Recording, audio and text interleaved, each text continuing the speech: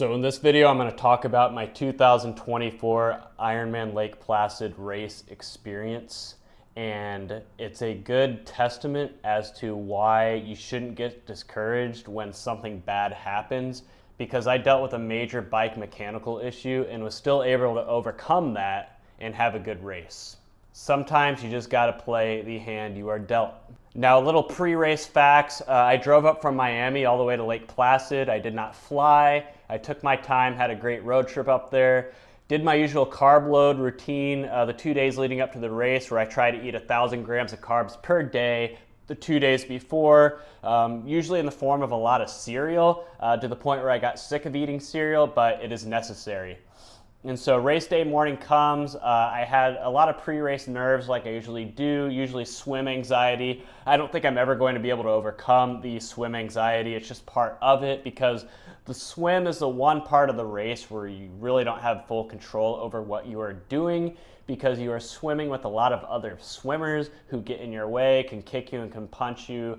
That's usually why the pre-race swim anxiety exists, and why it's something that's never really going to go away. So the race gun went off, the pros got in the water, and then I got in the water at about 6:38 a.m.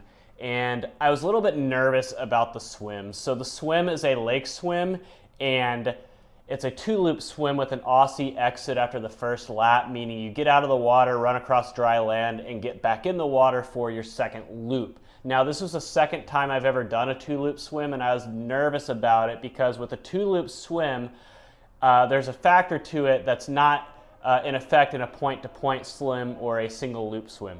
So I got in the water, and the first loop was not bad, because when you are on your first loop in a 2-loop swim, you are swimming with other swimmers of your own ability, assuming everybody lined up in the right corral. I had a projected swim time of like 106 to 107, so I lined up in the middle of the 1 to 110 corral, and hopefully if everybody does that, the first loop should be pretty easy.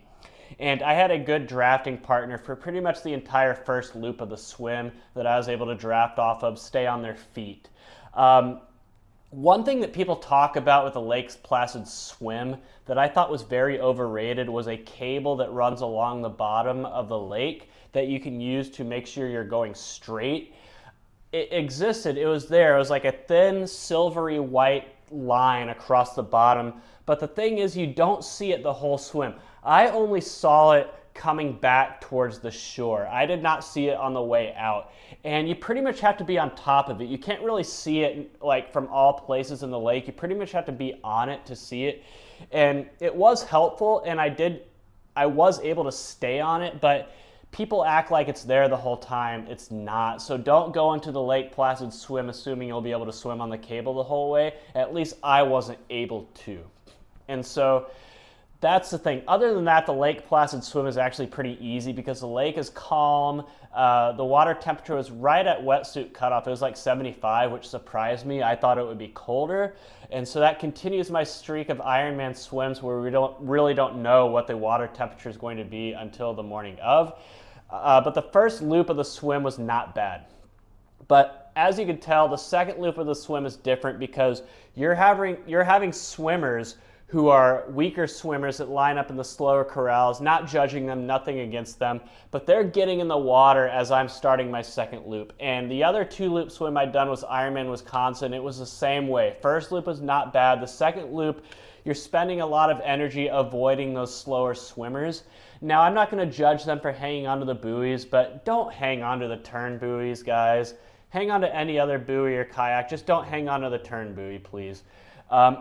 And, you know, they're breaststroking, they're backstroking, and I don't mind that either as long as you don't kick me. But the one problem I do have is when they would just stop in the middle of the water and just kind of tread water and be like looking around with the deer in their headlights. If you're going to stop in the middle of the water, like just go off to the side because you're just blocking people. And so for that reason, the second loop is a lot harder than the first because you just don't have the drafting partners and you're spending a lot of mental and physical energy weaving your way around the weaker swimmers. It's part of it, but it's something that doesn't exist in a point-to-point or 1-loop swim. But anyway, I was able to really overcome a lot of that until the very end when I got kicked in the face by a breaststroker.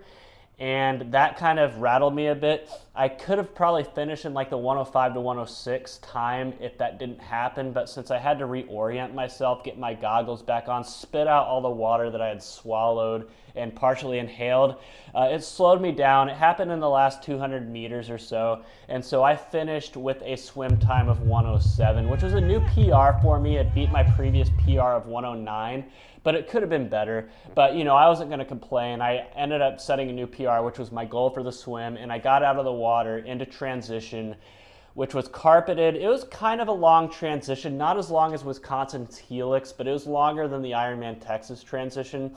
And fortunately, another reason the swim was a success was because before I hired a swim coach, I was swimming too hard and my heart rate would be way too high, right? Way too high coming out of the water. So I hired a swim coach, not just to swim faster, but to swim more efficiently. So it was a success because usually when I would get out of the water in 2023 races, my heart rate would be like in the upper 170s, which is honestly above threshold for me.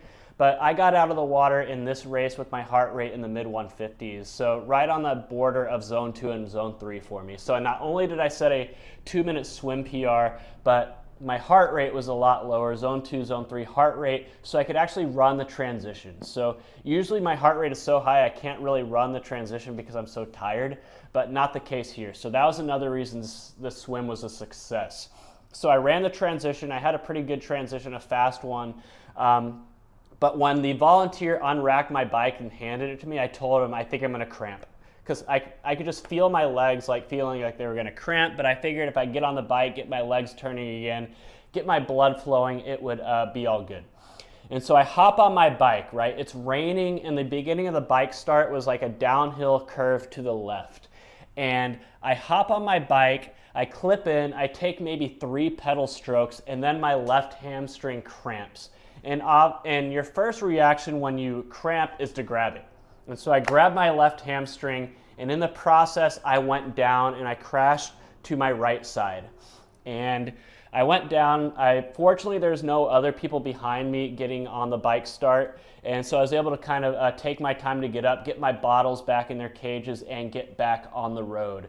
And so I clipped back in, I got back on the road, and it did not take me long to learn that the crash had broken my rear derailleur. So it was bent, and it was carving my disc wheel like a record player. You can't really see it here. It was a lot worse, but you could see the rings where my derailleur was carving my disc wheel. Not only was it carving it, it was making a really annoying noise. And it was funny, people would pass me and be like, hey, your derailleur's broken, right? And I'm like, yeah, I know, I can tell. No, I'm not judging them, but this was big because that was costing me a lot of watts, and not only was it grinding my wheel, the derailleur was bent, so that meant the chain was bent too. So the chain did not sit flush on the cassette. So really the only gears that worked were my downhill gears. Pretty much all my small ring gears did not work. It would just skip. It would not actually pedal. Fortunately, the granny gear kind of worked, but it was also the gear where the derailleur was carving the disc wheel the hardest. So really, the only gears that worked as they were intended to work were my downhill gears.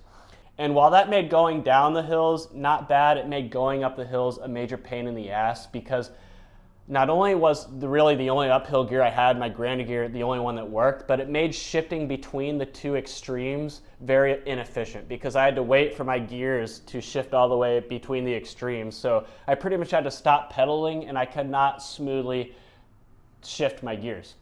And so I pretty much had a choice because there's a major climb like at mile 2 right out of the gate, right? And I had a choice. Do I stop and wait for a roving mechanic that could take 30 minutes, 45 minutes to find me and maybe not even fix the problem? Or do I just deal with this and push on? I decided to deal with it and push on and hopefully flag down a roving mechanic. And so I had to deal with it. And so as the Lake Placid bike course is concerned, it has a reputation for being very hilly, and hilly it was. But the thing with the hills is the other hilly bike course I've done, Ironman Wisconsin. Ironman Wisconsin is like a series of endless rollers. You're constantly going up and down and up and down. I would say the Lake Placid bike course is not like a series of rollers, but it's more of like a group of sustained climbs. Like you go down for 10 miles and then you go flat for 10 miles, then you go up for 8 miles. So it was a lot more sustained, but there were hills. And so I was never able to find a roving mechanic to flag down. Like I only saw one once, but they came from behind. So by the time I realized it was a roving mechanic, and they're already long gone. So unfortunately wasn't able to do that without stopping. So I did not stop. I did both loops without stopping. The course itself was interesting. So the descent is something people probably fear, so you're probably wondering how I handled the descent. Well, the first time on the descent, it was raining and there's a lot more other bikers around, so I kind of had to stay up on the hoods with my hands on the brakes just to be careful. And so I wasn't able to scream down it, so to speak. And that was the first time. The second time on the descent, I was pretty much by myself. It had stopped raining, the roads weren't as slick, so I was able to do it in the arrow position for most of the way. And I was able to do it a lot faster. So the descent, I think a lot of people fear it. It's not that bad. As long as you stay in control, it's not anything to be afraid of. And so that was that. And so the hills, there's a major climb at mile 2 that people don't think about, which is, I think, the harder climb of the course. And then people talk about the 3 bears on the back end. I didn't think they were that bad. They weren't as hard as the 3 bitches at Ironman Wisconsin. I didn't think they were that bad, even with my gearing situation. All I had was my granny gear, and I didn't think it was that bad. So if I had my full index of uphill gears and small ring gears, it probably would have been even easier because I could have shifted more efficiently and used the right gear. And so the course was hilly, but it wasn't as hard as I thought it would be, and I honestly thought Ironman Wisconsin was a harder bike course just because it was a series of endless rollers and you never really felt like you could get in a groove. So Lake Placid, at least you knew what you were doing for a sustained stretch. And so I was able to do that entire bike course with basically 6 gears. 5 downhill gears in my granny gear. That was pretty much all I had to work with, and I still got it done. I didn't complain. I played the hand I was dealt, and I finished the bike course in 6 hours and 14 minutes. My goal time was 5:45, which I do think I could have got if I had all my gears. So honestly, 30 minutes slower, a little bit disappointing, but I was proud of myself for still getting it done. And I told myself, hey, just get through the bike and go kick ass on the run, and that's what I did. So I got off the bike, I had a great bike to run transition, and I got on the run course. And the weather was awesome, the dew point was low, the temperature's in the low 70s. It was a great day to run, especially with all the running I'd done leading up to this in Miami. With high temperatures and high dew points, this was a breath of fresh air. And so the run course was deceiving at first. I knew, I was prepared, I knew the elevation profile. So basically the elevation profile of the Lake Placid run course is a W shape. Downhill for the first quarter, uphill for the next quarter, downhill for the third quarter, uphill for the final quarter, a W shape. And so I'm flying out the gate. I'm running like 7-minute miles over the first 4 miles. And I knew I wasn't going to be able to sustain that because it was the downhill portion, but it's still deceptive. It still gives you like a false sense of confidence, I think, that you could sustain that. And so when I hit the mile 6 turnaround and started running the uphill portion, I slowed down a bit. I was starting to run like 7:30, 7:45 miles, but that was still a lot faster than, because my goal time was like, 3:32-ish. And so I was still well on pace to easily beat that. And so my hope was to sustain that. And I was able to get my nutrition down. I wasn't having any stomach issues. Everything was going very well, and I was proud of myself. And so I hit the halfway point and my time was 1:40 on the dot for my first half. And I was like, I don't think I'm going to be able to run a 1:40 for the second half. But, let's see what happens. I was running purely on feel. My heart rate was like around 148, which was in the upper part of zone 2 for me. So I wasn't exerting myself that much. So lap 2, I was like, let's see what I have.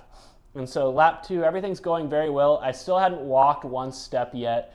But I was slowing down. I was back on those downhill miles again, and instead of running 7-minute miles, they were like 7:45-ish. So I was clearly slowing down. I didn't have that elasticity in my legs that I had the first loop, but I still hadn't had to walk yet. I was still able to turn my legs over. I was still feeling pretty good. I was getting to the point where I was about to turn around and start running uphill again, and I was still running those 7:45-ish miles, and I could feel myself starting to fatigue, and I told myself, you know what, get to mile 20, and once you get to mile 20, you can start walking the aid stations, right? And so I get to mile 20, and I was like, you know what, you've made it this far without walking one step. Let's do the whole damn thing without walking, and that's what I did. Even though I wasn't running as fast as I was on those uphill parts, and there's really two bad climbs on the run course of Lake Placid, and they were tough that second time around. I mean, I had slowed down. I looked at my watch, and my live pace was like 11:30 or 12 going on those uphill. I felt like I was barely moving, but at least I did not walk.